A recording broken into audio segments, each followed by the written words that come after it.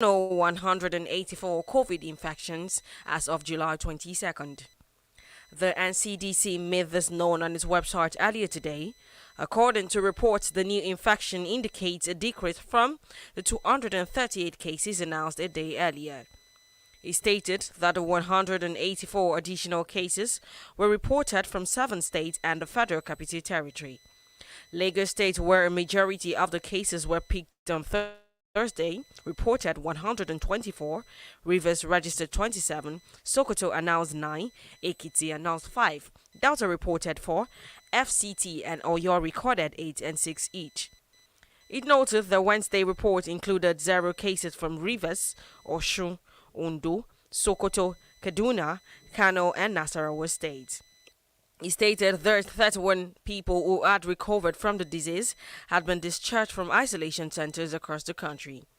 The Public Health Agency, however, added, till date 164,772 recoveries have been recorded nationwide in 36 states and the FCT.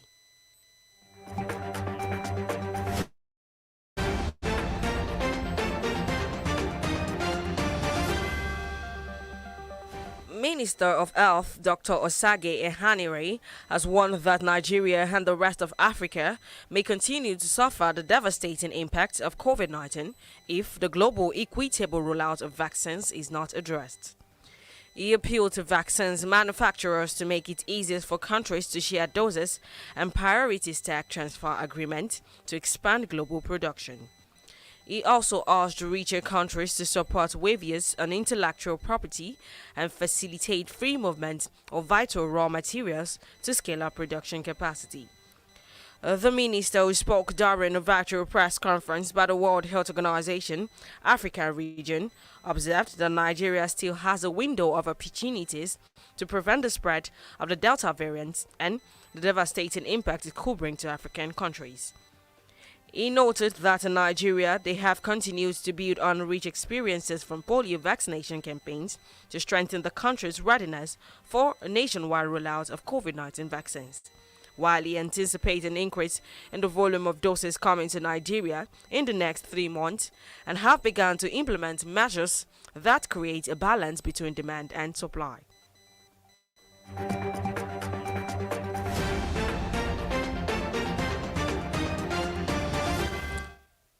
A federal high court in Abuja has ordered the Department of State Services (DSS) to produce before or on next Thursday, 12, associate of the Yoruba Nation agitator Sunday Adeyemo, also known as Sunday Igboho, arrested during a raid in his house on July 2nd.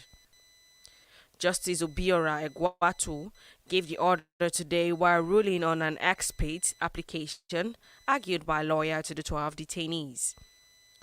Oladengbesi had told the court that the 12 associates of Igboho were arrested during DSS raid on his house in Ibadan on July 2nd and have been kept in Mukano since then.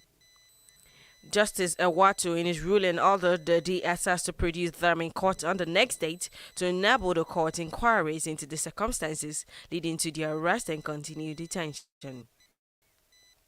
The judge also ordered the DSS to show because why the 12 detainees should not be released on either conditional or unconditional bail. He ordered that in view of the urgency involved in the case, further hearing in the fundamental rights enforcement suit shall be heard during the court vacation. He then adjourned to July 29th.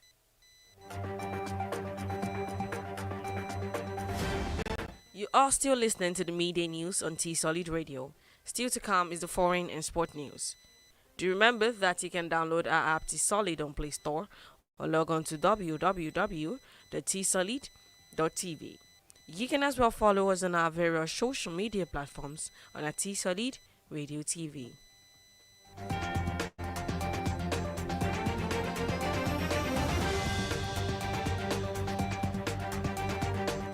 And moving on to the foreign scene.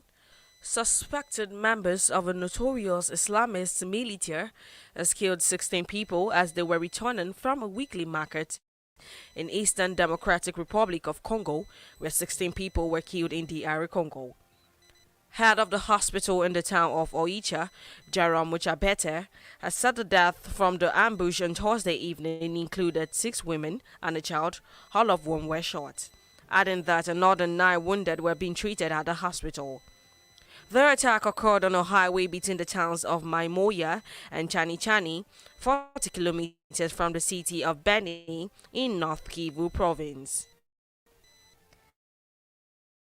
According to reports, the Oicha region is a hotbed of attacks by the Allied Democratic Forces, the deadliest of scores of armed militias in the mineral-rich eastern DRC.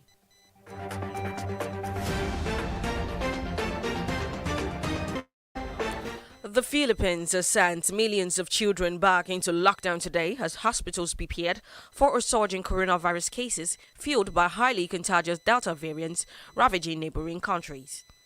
Nearly half of the 47 cases of the more virulent strain detected so far were locally acquired, the health department said, raising fears of a sharp uptick in infections that have stopped 1.5 million since the start of the pandemic.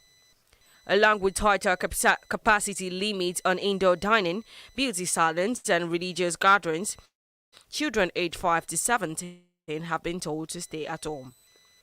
It comes 2 weeks after the government lifted a ban on minors going outside that had been in place since March 2020, but often flouted.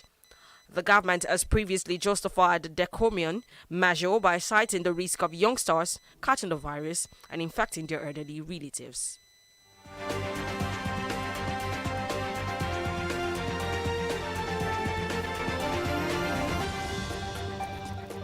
The African Union will deliver 6 million jabs of the single-dose Johnson & Johnson coronavirus vaccine to 27 African countries next week. The African Centers for Disease Control and Prevention says this country have already paid in full for the shipment. The AU's special coronavirus envoy, Strive Masiyiwa, told journalists that this demonstrates that African governments are willing to pay for their vaccines and are willing to stand together and fight the disease. 18 countries are yet to finalize their loan agreement with the World Bank for purchasing the vaccines. Masiyiwa, however, did not specify which countries would receive the doses. The AU plans to vaccinate at least 60% of the continent's population by 2022, which is equivalent to 400 million people. So far, only 1.4% of the African population has been fully vaccinated.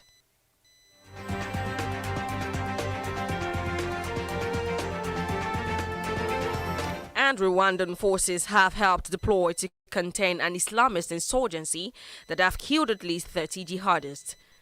They said the troops were patrolling a forest near the northern part town of Palma when they encountered the militants, which about 1,000 Rwanda soldiers were sent to Mozambique earlier this month. The Southern African Regional Bloc is also deploying troops, and Portuguese forces are helping to train the Mozambican army. However, about 800,000 people have been displaced by the 4-year insurgency, which thousands of people have been killed and beheaded.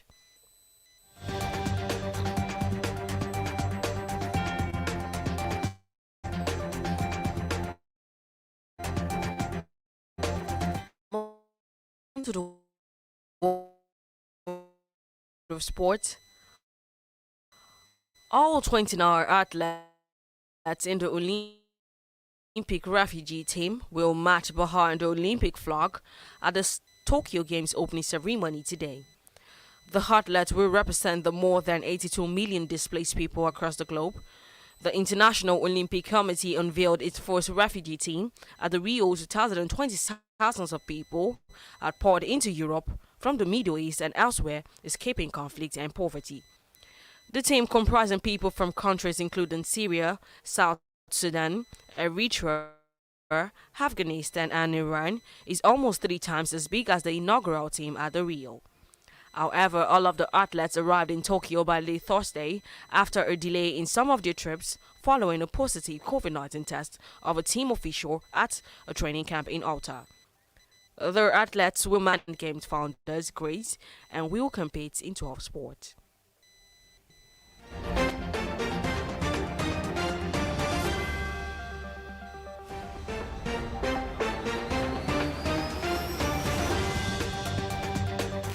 And finally, on the media news, FC Barcelona officially represented striker Memphis Depay to the press on Thursday in an event at the Camp Nou Stadium. The representation happened 2 days after Depay arrived in Barcelona to put pen to paper on his new deal. The Dutch international has joined Barca on a 2-year deal from French side Olympique Lyon and has the release clause on his contract sits at €500 million. Depay comes to Barcelona at the personal request of Barca coach Ronald Koeman, who has previously worked with him at Dutch national team. He is one of the most important of the club's new arrivals, who also include Con Aguero and Eric Garcia from Manchester City and defender Emerson Royal from Real Betis. The club still has to confirm that star striker Leo Messi has signed a new contract after his old deal expired at the end of June.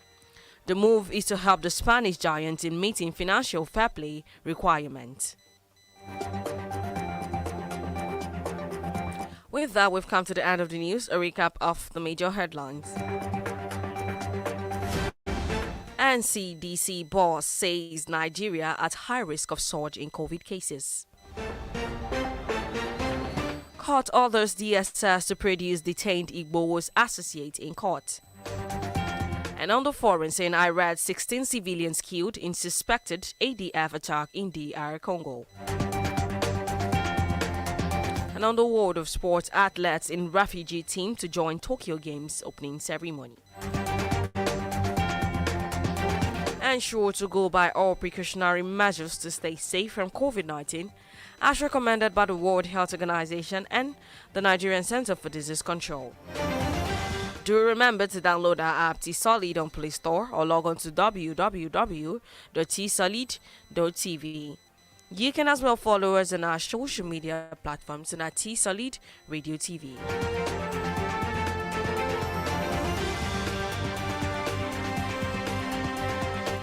The news was compiled by Akachi Chijoke. I am Joy Akin Olamigoke. Good afternoon and many thanks for listening.